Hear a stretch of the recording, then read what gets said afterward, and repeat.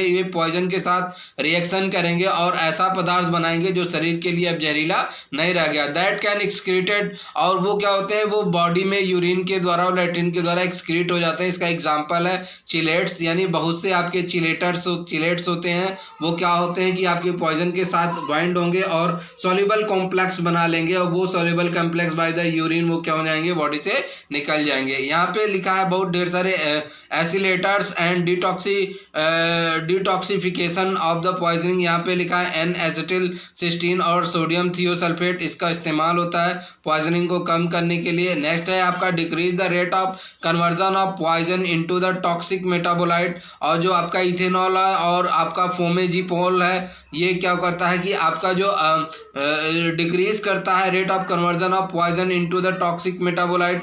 जो पॉइजन है उस पॉइजन को टॉक्सिक मेटाबोलाइट में कन्वर्ट करने की जो प्रक्रिया है उसको क्या कर देता है, स्लो कर देता है। नेक्स्ट है आपका compete the poison for the certain receptor, example is naloxone. यहाँ पे क्या होता है कि रिसेप्टार जो है आपके जो वहाँ पे जो आपका पॉइजन है वो बंध नहीं पाता है रिसेप्टार से, उसकी जगह के आपका एंटीडोट जाके बंध जाता है। अब आपके जो रिसेप्टार हैं पॉइजन के वो खाली ही नहीं है बंधने के लिए, जिसकी वजह से भी क्या होता है कि आपका जो है टॉक्सिक इफेक्ट नहीं प्राप्त हो पाता है। नेक्स्ट है block the receptor through the which the toxic effect of the poison is mediated the atropine. ध्यान से देखिए, जो आपके जो रिसेप्टार हैं जिसके द्वारा आपका जो टॉक्सिक इफेक्ट है वो जो कार्य हो रहा था उसे हम क्या कर रहे हैं कि अब पहले ही उसे ब्लॉक कर दें उस रिसेप्टार को, जैसे कि एट्रोपिन के केस में करते हैं। तो यहाँ पे देख लीजिए, block the receptor through which the toxic effect of the poison is mediated, यानी हम ऐसे रिसेप्टार को ही ब्लॉक कर दें जिस रिसेप्टार के द्वारा ही आपका टॉक्सिक इफेक्ट आ रहा हो। ये रिसेप्टार को जब ब्लॉक कर देंगे तो अब ये रिसेप्टार आपके पॉइजन से बंधेगा नहीं, जब बंधेगा ही नहीं तो आपको इसका टॉक्सिक इफेक्ट नहीं प्राप्त होगा।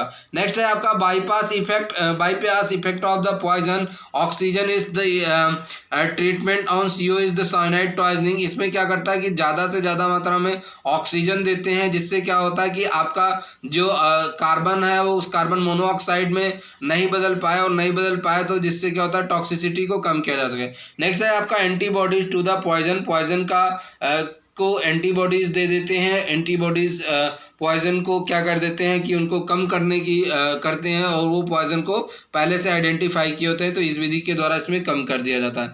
नेक्स्ट है mechanism of action of antidote, किस विधि के द्वारा ये आपके एंटीडोट कार्य करते हैं। तो antidote act by the different mechanism, विभिन्न विधियों के द्वारा एंटीडोट कार्य करते हैं। The mechanism of action of antidote are the given below, और ये नीचे दिए गए हैं। जैसे है पहला आपका कॉम्प्लेक्स फॉर्मेशन आपको बताया था, दूसरा है मेटाबॉलिक कन्वर्जन, तीसरा है prevention of toxic metabolite formation, और चौथा है changing of the physiochemical nature of the toxicant, और जो पांचवा पॉइंट है वो है क्या है आपका antidote return to the normal function by the repairing the defect. मतलब यहाँ पे ये आपके मैकेनिज्म है, जैसे आपका जहर है वो जो है कि कोई ऐसा कॉम्प्लेक्स बना ले, वो आपके घुले ही नहीं है, घुलेगा नहीं तो वो क्या होगा, बॉडी से एक्सक्रीट हो जाएगा। मेटाबॉलिक कन्वर्जन, यानी आपके जो पॉइजन है उसमें ऐसा मेटाबॉलिक कन्वर्जन कर दें कि वो इफेक्ट आपको पॉइजन काज न कर सके। तीसरा है prevention of toxic metabolite formation, जो पॉइजन है वो आपके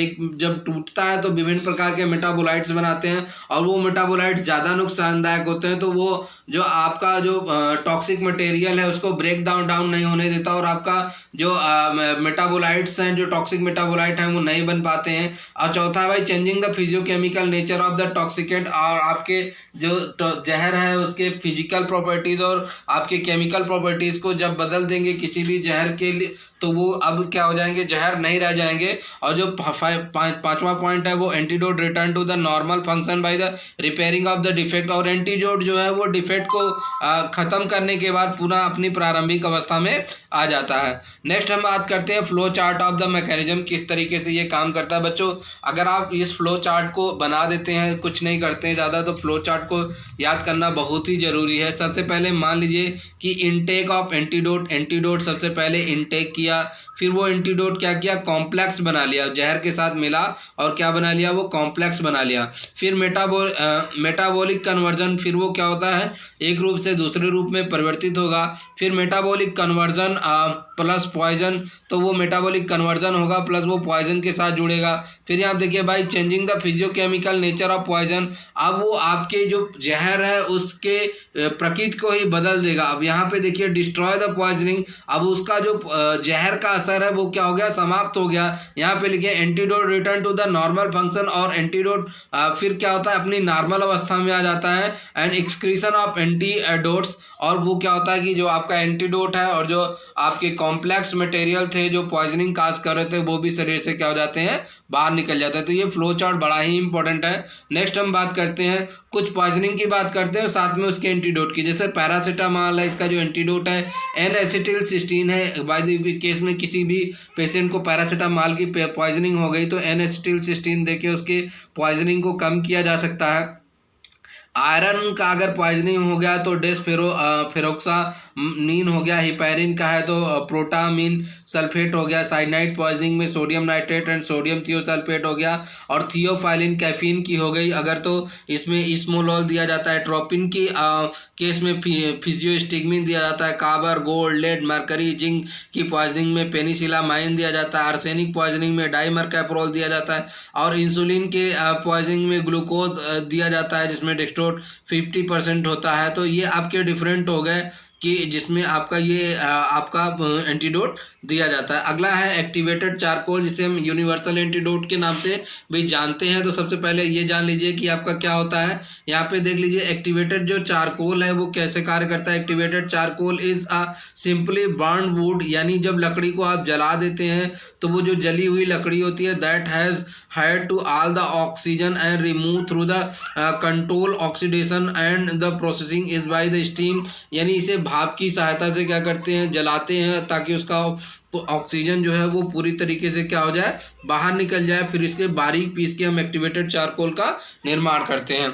तो ये तो हो गया हमारा एक्टिवेटेड चारकोल होता क्या है, मतलब देखिए how to activated charcoal use as antidote, कैसे एक्टिवेटेड चारकोल आपका एज एंटीडोट कार्य करता है। यहाँ पे as antidote activated charcoal is mainly known both for its use for the drug overdose and the chemical poisoning, यानी जब कोई भी ड्रग ओवरडोज हो जाए या केमिकल पॉइजनिंग हो जाए तो दोनों के केस में एक्टिवेटेड चारकोल दे सकते हैं। The charcoal act to purify the cleanness and the body due to the amazing ability of to attract the poison itself, यानी जो चारकोल है उसके पास एक विशेष प्रकार का गुण है कि वो क्या कर देता है कि वो अपनी सतह पे पॉइजन को चिपकाने का उसके पास विशेष प्रकार का गुण है। इसीलिए आजकल जो है कि फेस वॉश करने से पहले भी एक्टिवेटेड चारकोल का पेस्ट आ रहा है ताकि चेहरे पे लगा के और डिफरेंट टाइप के जो मॉइस्चर और इत्यादि की जो ब्लैकनेस है उसको भी दूर किया जा सके, उससे चेहरे साफ हो सके। अगला देखिए जो चारकोल है the wide range of the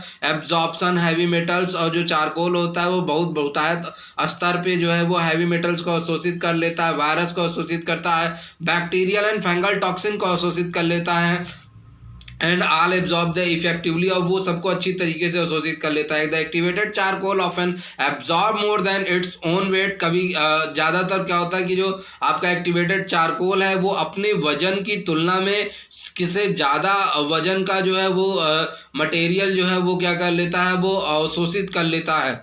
तो जो इंजीनियस मटेरियल, आप देखिए how does the charcoal work, किस प्रकार जो चारकोल आपका काम करता है। Internally as antidote is remedied charcoal work by the binding drug to the poison within the gastrointestinal tract. जब भी कोई पेशेंट मान लीजिए जहर खा लिया है तो जब आप उसे एक्टिवेटेड चारकोल देंगे तो वो क्या करेगा कि आपके एक्टिवेटेड चारकोल से पॉइजन जो है आपके जीआईटी ट्रैक्ट में क्या हो जाएगा, बन जाएगा। This allow to transfer out of the body into the harmless form of the charcoal absorb like the sponge and the renders poisoning the harmless. जैसे जिस कभी आप लोगों ने सोखता देखा होगा या जो आपकी मोटरसाइकिल की जो सीट है जो कभी फट जाए तो जिस तरीके से वो पानी सोख लेती है उसी प्रकार से जो आपका एक्टिवेटेड चारकोल है ये हार्मफुल जो केमिकल्स हैं शरीर के अंदर जो पॉइजन है उनको क्या कर लेता है, ये अवशोषित कर लेता है। नेक्स्ट देखिए it can do a very tax because it is the amazing ability, और ये क्या करता है एक बार नहीं कई बार अवशोषित कर लेता है to attract the other substances itself surface hold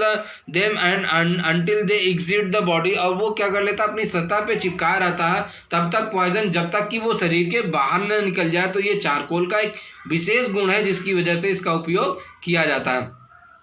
तो ये तो हो गया आपका। अब देखिए how does the charcoal work with the drug और द एस्प्रिन पॉइजनिंग। तो आप देख लीजिए अगर एस्प्रिन पॉइजनिंग हो गई या और किसी ड्रग की पॉइजनिंग हो गई तो चारकोल आपका किस तरीके से काम कर रहा है। The most common drug poisoning is the form of the aspirin. The charcoal should be given with in the first 30 minute of the overdose. यदि मान लीजिए कि किसी भी व्यक्ति को आपने एस्प्रिन दिया और वो ओवरडोज हो गई तो आप उसे कैसे कंट्रोल करेंगे, by the help of activated charcoal. या आप दवाई का ओवरडोज हुआ तो 30 मिनट के अंदर ही आपने उसे क्या कर दिया, एक्टिवेटेड चारकोल दिया।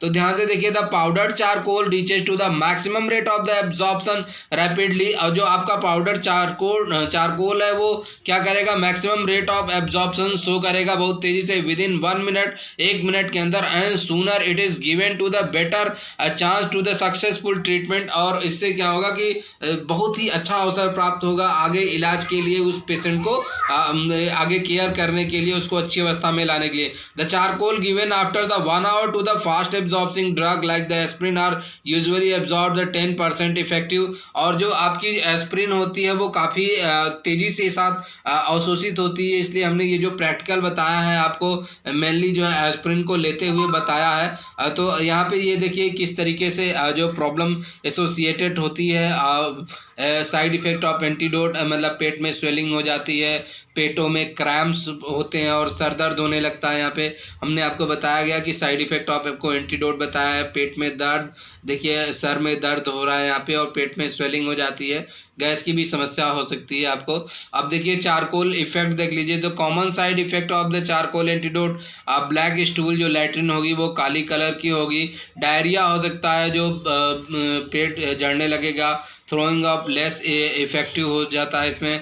रेयर साइड इफेक्ट जो है आपका स्टोमक क्रैम्प, पेट में क्रैम्प हो जाए, स्वेलिंग ऑफ द एब्डोमेन, पेट में क्या हो जाए, स्वेलिंग हो जाए। तो ये अब साइनाइड इफेक्ट, आपको साइनाइड का देख लीजिए क्या होता है। Common side effect of the cyanide antidote intravenous, यदि जो साइनाइड का जो एंटीडोट देते हैं उसमें कौन से साइड इफेक्ट हैं। तो एबनॉर्मल हार्ट रिदम, जो हार्ट का रिदम है एबनॉर्मल हो जाता है, abnormally low blood pressure, coma हो सकता है, कंफ्यूज हो सकता है, जो मरीज है वो कंफ्यूज हो सकता है। तो यहाँ पे ये इसके कुछ हैं आपके दिए हैं। अब डाइमर्कोप्रॉल इफेक्ट देख लीजिए, वीकनेस, हेडेक, फीवर, पेन, तो इसेट्रा हो गए यहाँ पे। Future and direction and the concern, the evolution of the antidotal the therapy has been characterize by the development of new antidotes. तो इससे क्या होता है कि नई एंटीडोट बनाने में भी सहायता मिलता है। तो इस तरीके से, और जो कैल्शियम के डिफरेंट टाइप के जो साल्ट हैं उनका उपयोग किया जाता है ताकि आपको क्या किया जा सके, इसमें आपको